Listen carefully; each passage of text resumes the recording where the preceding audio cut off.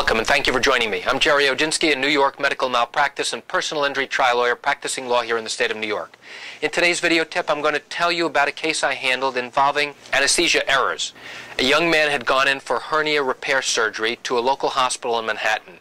He was told that this would be a same-day procedure and he'd be discharged home after the procedure. The problem was, after the surgery, the patient was extremely groggy. So the physician decided he was going to admit the patient to the hospital overnight for observation.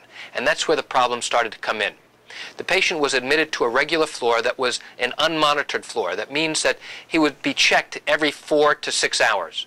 In this young man's case, because of the excessive amount of anesthesia he received, he wound up suffering respiratory arrest. His lungs stopped working. His heart stopped working. And when a nurse finally came in to check on the patient, she found him to be totally blue and cold and not breathing. When the nurse recognized that the patient was no longer breathing and was in cardiac and respiratory arrest, an emergency response team was called. They came in, they started resuscitating him.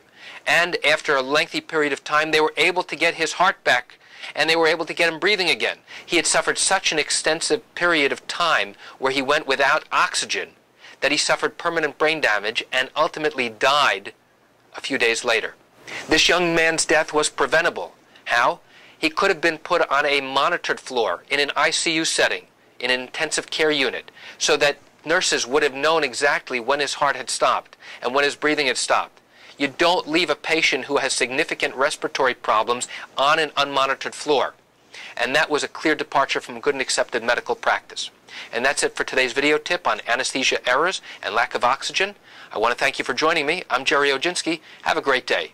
If you have questions about anesthesia errors or cases involving brain injury, I want you to pick up the phone and call me so I can answer your legal questions. My number is 516-487-8207, or you can reach me by email at lawmed10@yahoo.com. Thank you for joining me. Have a great day.